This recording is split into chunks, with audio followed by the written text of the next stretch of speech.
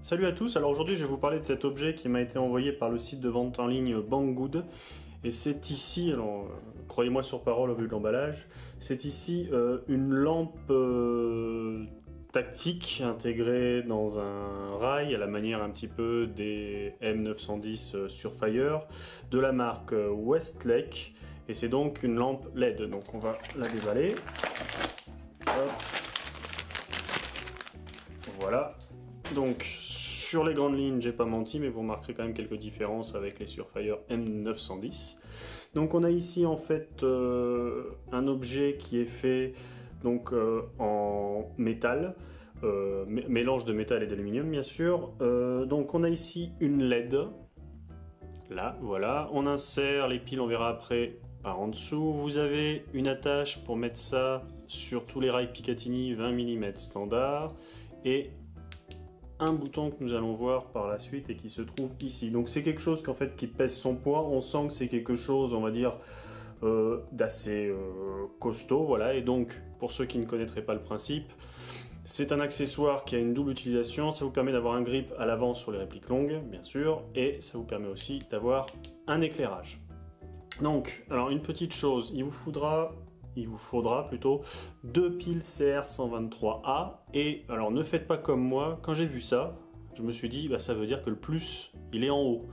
Et en fait non, le plus ça c'est rien du tout, c'est trop gros pour un tournevis. Bon, je sais pas trop vraiment quelle est l'utilité de cette chose. Mais donc si vous mettez le plus de ce côté là, ça va pas marcher. Voilà, je me suis fait avoir. Donc une fois qu'on a mis les deux CR123A, alors on va l'éteindre. On revise bien, c'est étanche, c'est shockproof, c'est costaud, en tout cas c'est waterproof si jamais vous deviez aller dans l'eau avec, hein, on sait jamais hein, bien sûr. Et donc, une fois que vous l'avez fixé, on verra après, sur un rail Picatinny, sur un M4 par exemple, ou sur toute autre réplique munie de rail Picatinny 20 mm standard, il vous suffit donc d'appuyer, vous appuyez, alors c'est du constant à chaque fois, il n'y a pas de momentary.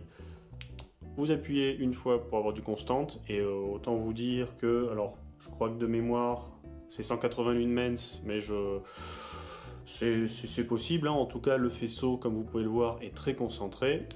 On rappuie pour éteindre, et si on rappuie une deuxième fois, on a un mode strobe. Alors c'est à prendre en compte si jamais vous êtes intéressé par ce produit. Il y a des sites, comprendre par là des terrains d'airsoft en fait qui interdisent le strobe.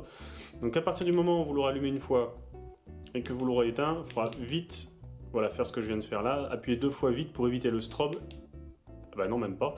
Donc vous serez obligé de passer par le strobe pour revenir en constante, en lumière normale. Voilà, donc à prendre en compte si jamais vous avez un problème avec tout ce qui est stroboscopique. Pour le lien, je l'insérerai en bas de la description si jamais vous voulez aller voir ça directement sur le site de Banggood. Et sachez que cet